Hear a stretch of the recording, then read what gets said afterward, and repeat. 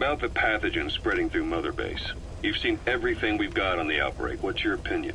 Textbook symptoms of vocal cord parasite infestation. And judging from this casualty list, it is the Kikongo strain, meaning a breed of parasite that triggers symptoms upon detecting pronunciation specific to Kikongo. So our Kikongo-speaking staff are at risk? Quite so. He's right. All the victims do speak Kikongo. So they can survive if they just use another language? There is no guarantee. You're only dealing with the Kikongo strain. Other language strains may be present. You well know he was teaching them languages from all over the world. The Devil's House. Nzoya Badia Bulu. There is no way to know how many strains he has at his disposal. So how do we keep them from becoming symptomatic? You mentioned using microbes. Use this. A type of Wolbachia. Introduced to a sample of the parasite. Wolbachia? A parasitic bacteria that colonizes the parasites, turning male to female and preventing copulation. You must cultivate more. What have you done with the infected bodies? Cremated to stop the spread of infection, but we did keep a few for study. Good. Take this sample, grind it to a pulp, and introduce it to the larvae now nesting in the dead. The Wolbachia will multiply rapidly within those larvae. They're soldiers, not some petri dish. Conventional cultivation methods will take too long. Extract the Wolbachia from those larvae and vaccinate your men. Kikongo speakers first. This is the fastest, surest way. No one is to speak a word of Kikongo until the Wolbachia are safely inside them.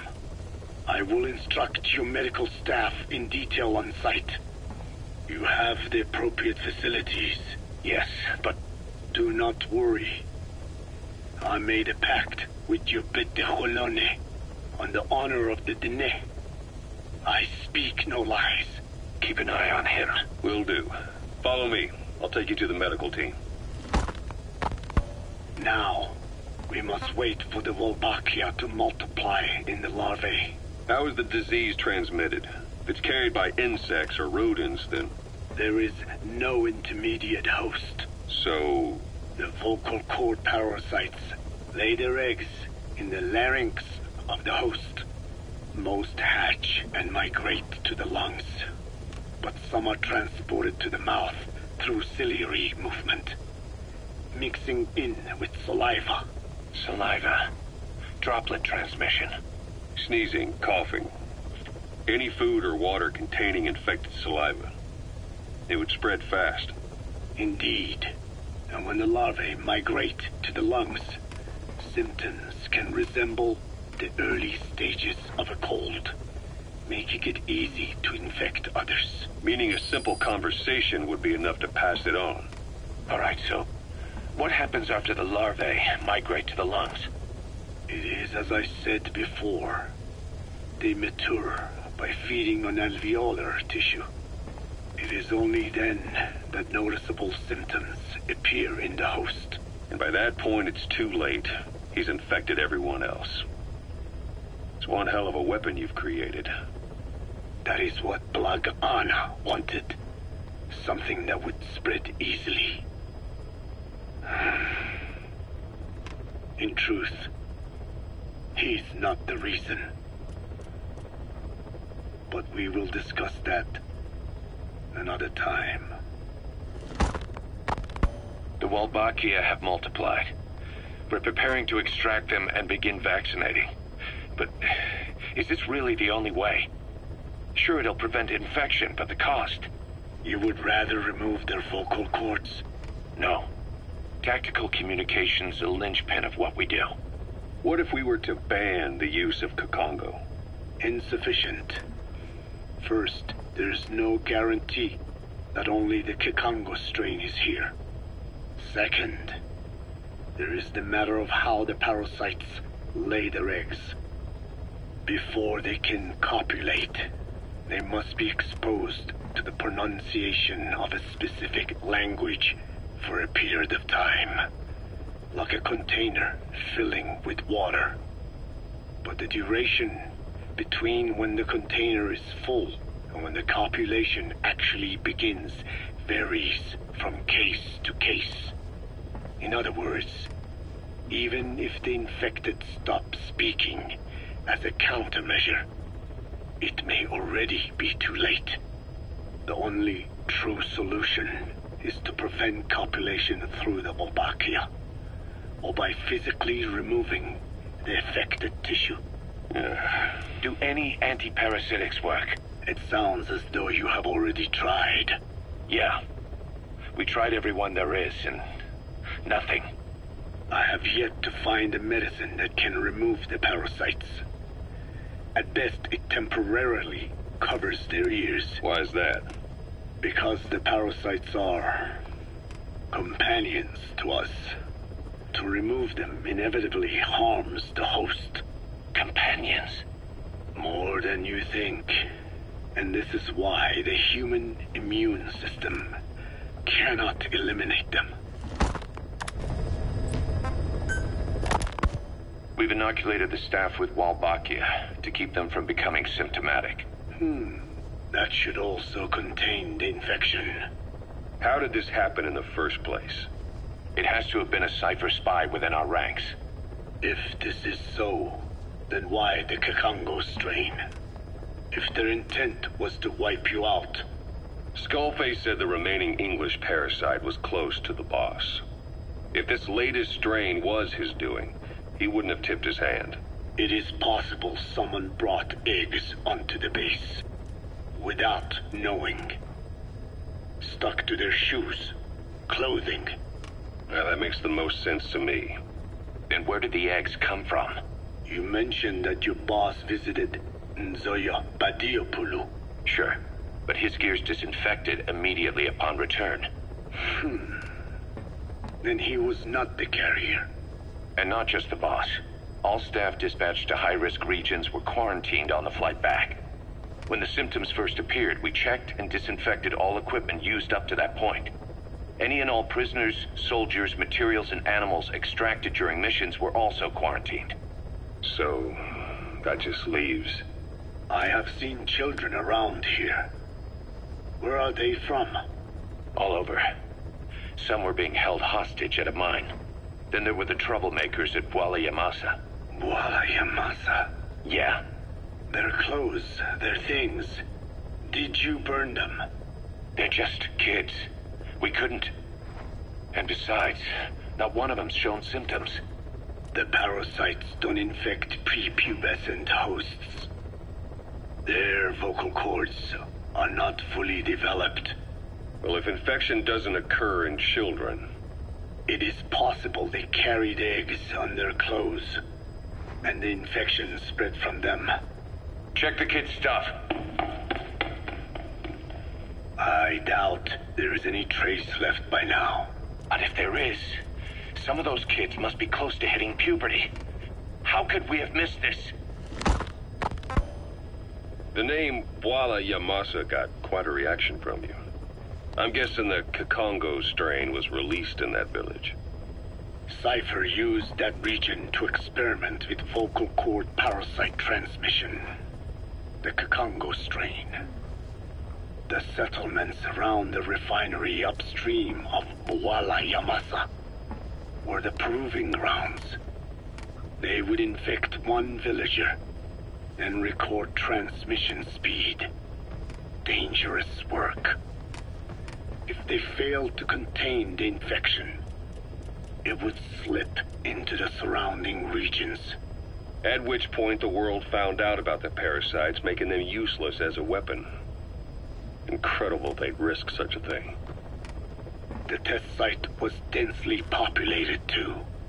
A terrible place for such experiments. No doubt, they thought burning everything would wipe away all traces. The settlements were covered in oil anyway. Who would wonder if one day they caught fire? And so it did. They burned it all, living and dead. Those remains. But they miscalculated. Transmission speed was far faster than anticipated. It may have been the temperature, or hygiene standards, or perhaps the parasites reacted quickly to Kikongo. Whatever the reason, nearly all villages were swiftly infected, and the settlements reduced to mounds of corpses. Making matters worse, the dry season was ending. When it came time to burn the village, the Moneni River had swelled. Many of the bodies were waterlogged. Meaning they didn't burn completely. The corpses still contained viable eggs, and the larvae washed downstream. And when the people downstream drank that water, That marked the end for Bwala Yamasa. I learned all of this at the mansion. I warned him of the risk of eggs getting out. And? We are prepared for any eventuality. I get it. Putting the oil field back online. The oil leaks, saner. They plan to pollute the river, prevent the spread of infection. But the oil flow was stopped, and downstream the people of Masa village started using the water again. The PF soldiers deployed at the village were locals, spoke Kikongo. They were infected, and the kids survived. I've heard enough. And who stopped the flow of oil? Don't. We did. That confirms it. The source of the Kikongo strain infection was Masa village. And the children brought it here. It is no one's fault. There is no blame to be cast. The parasites, they were tested in other regions? Their physiology requires that they be tested under varied conditions. Another test site was in Afghanistan. So it was the parasites there. Both the Pashto and Tajik languages are spoken in the mountains of Afghanistan, and population density is low. Ideal testing grounds for how accurately the parasites target only the specified language. It is also relatively easy to prevent the spread of infection. And the results? The first test, I am told, was a success. Once the Pashtun Mujahideen were infected with the Pashto strain, they were all but wiped out. The Hamid fighters at Smasei Fort. It was doubly successful. No Tajik Mujahideen or Soviet soldiers became symptomatic. So the parasites proved to be effective. What about the second test? Also supposedly a success. A Pashtun village was the target. However, the original aim was to obtain samples of the infected. In this, they failed. And the village? The Soviets enacted a standard scorched earth operation. That must have been the village where Malak lived, before being held captive at La Marjate Palace. Having had more time to think on it, the details shared with me may have been false. They are madmen who would do anything to cover up the truth.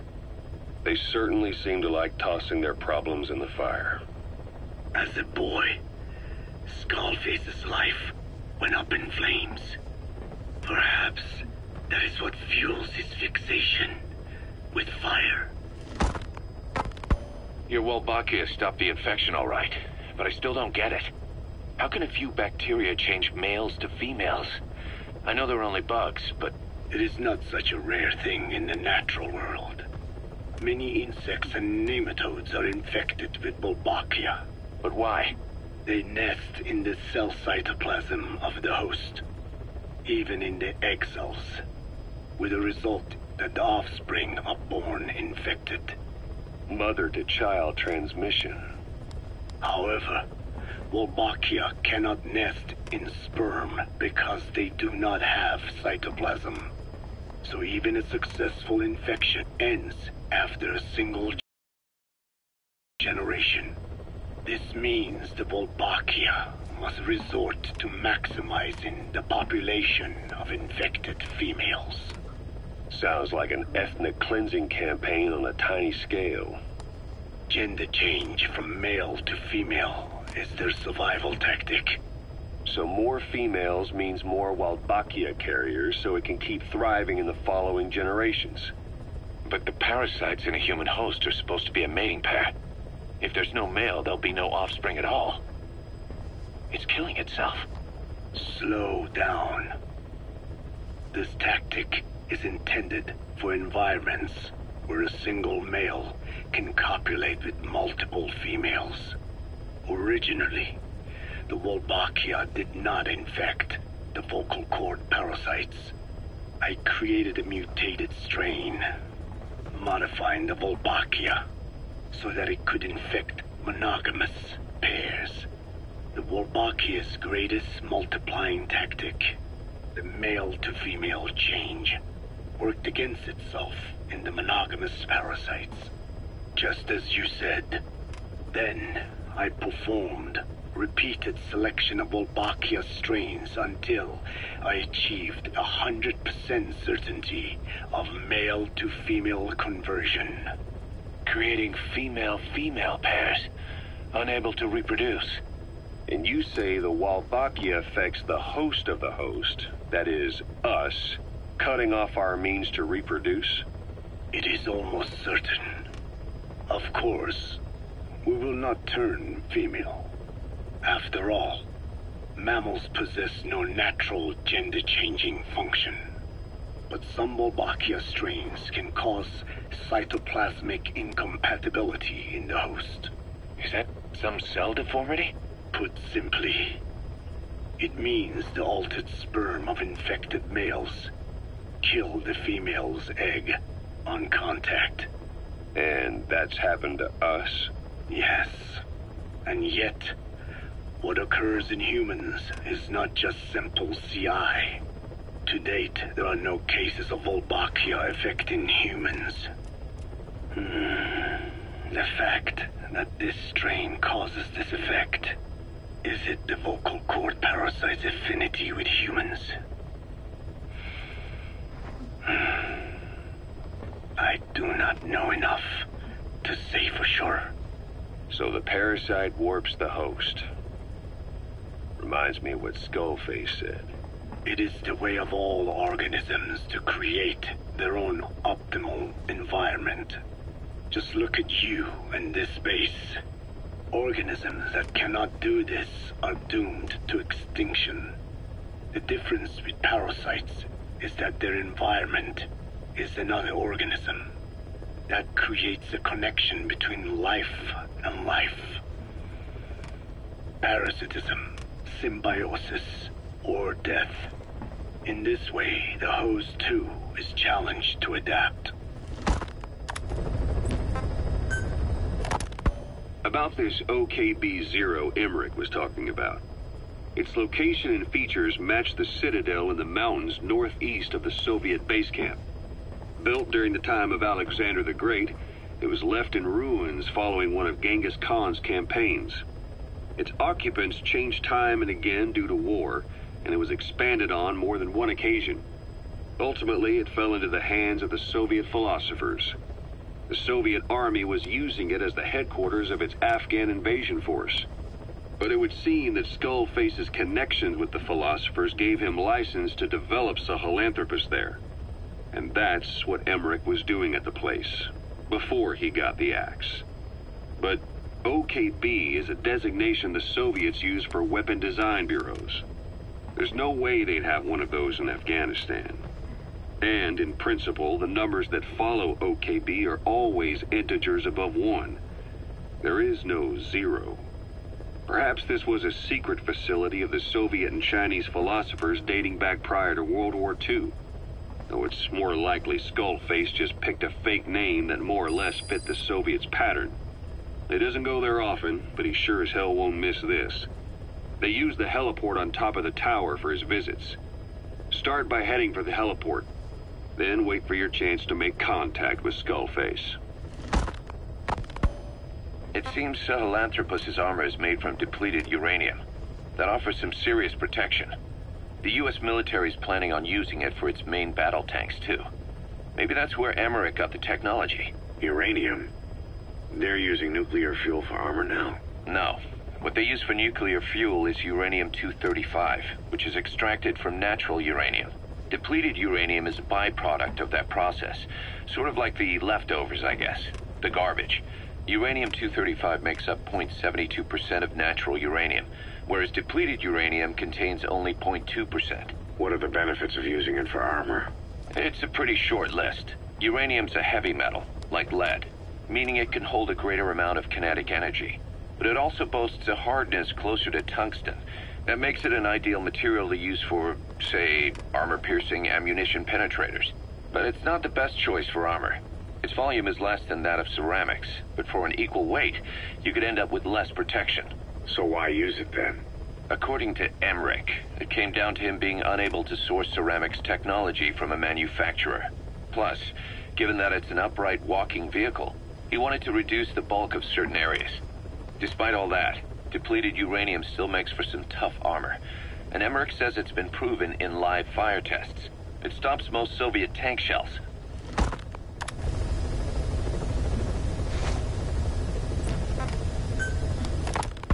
Go, Tucker. What are the metallic Archaea? Volcanic craters spewing sulfur. Water hot enough to boil your skin off. Ocean depths of 800 plus atmospheres. Wastelands radioactive enough to kill you where you stand. There are groups of organisms that survive despite. No. Because of living in such environments. I've heard about them. Extremo... something. Extremophiles. By selecting certain species, then subculturing and repeatedly modifying them, I created a metallic offspring of pure Archaea. They subsist on metals rather than organic matter. And some of them even consume uranium? Yes. Uranium enrichment Archaea metabolize only uranium-235. As a result, they produce weapons-grade enriched uranium. How is that possible? Consider how plants fractionate carbon isotopes when they conduct photosynthesis. Nature possesses abilities beyond our imagination. So it was Archaea that brought down your chopper? Corrosive Archaea, yes. They oxidize metals, feeding off the energy in the electrons they receive. What became of the wreckage? We had the R&D team retrieve samples for study in airtight plastic containers, of course. Prudent. We shall extract Archaea from it in good time. They should help you fight back against Blagana. Any chance we could start now? It doesn't have to be a lot. I might just have another use for them. If it's only a small amount you need. That's fine. I'll get the R&D team to assist. Let's go. South Africa was previously suspected of developing nuclear weapons. It already had a conspicuous presence at the UN because of apartheid and its armed expansionism. But when neighboring Angola and Mozambique became socialist countries in '74, South Africa felt hounded into a corner. So it accelerated its nuclear program to protect itself. 3 years later, the Soviets discovered a test facility, and 2 years after that, an American satellite observed a flash in the southern Indian Ocean. It said this was South Africa conducting a nuclear test with the help of a certain ally. Skullface used the situation in South Africa to get this ally to lend a hand. They both wanted nukes, so it was a mutually beneficial relationship. On the surface, anyway. I figure South Africa started getting serious about nuclear weapons production in '75. In '74, the government was still able to get by with bluffing that it had a nuclear arsenal. But the year after, Word spread that an independent armed group in the Caribbean was crushed by Cypher for possessing a WMD. That's right, boss. What happened to you and your men was the reason South Africa decided to push ahead with nuclear development. A force independent of any country getting its hands on a nuke. That was a threat to the existence of countries everywhere. It wasn't just South Africa. Your presence pushed a lot of countries to get nukes.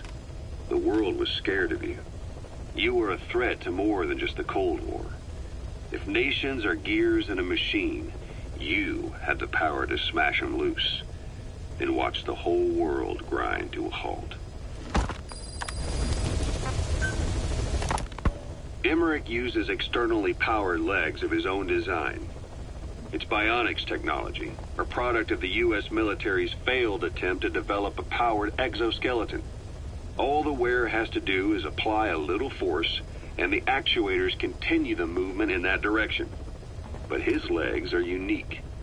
Instead of using a hydraulic mechanism, the actuators run off metallic Archaea. That increases the actuator's reaction speed and also enables him to lock and release the joints at will. The legs are a nifty little gadget, but they have two clear weaknesses. First, they're dependent on external power, maybe because he built them knowing he couldn't leave his lab. There's no internal battery. That's why they won't work if they aren't plugged in. Second, and this is more than just a weakness, the legs are directly connected to his bones. Could be to minimize signal loss and the orders output to the legs and the drive response from them. Either way, Emmerich has used bolts to attach load-bearing parts directly to his femurs, probably by mimicking surgical treatment for compound fractures and the like. But the end result is those legs and his body are fused together, and that appears to be how he's able to move them so precisely. But that also means that any shock to the legs would be delivered right to his bones by way of those bolts. The same is true if he encounters the corrosive metallic Archaea. If the corrosive Archaea ate into the exposed bolts, they'd reach the endoskeleton parts and eat through them too in the blink of an eye. The doctor's bones are full of holes to accommodate all the bolts. They're like sponges. If he were to lose the reinforcing parts, even the tiniest bit of force or weight would snap his bones. So when I dangled those corrosive metallic Archaea in front of him, he realized straight away what would happen. Life wouldn't be worth living if he lost those legs of his. I'd bet that is what the doctor fears the most. I just helped him imagine what it would be like. Thanks to that, I got the information we needed without either of us getting hurt. You know how he is. He's probably already over the shock. The better you know your adversary, the easier it is for you to get information from them. And vice versa.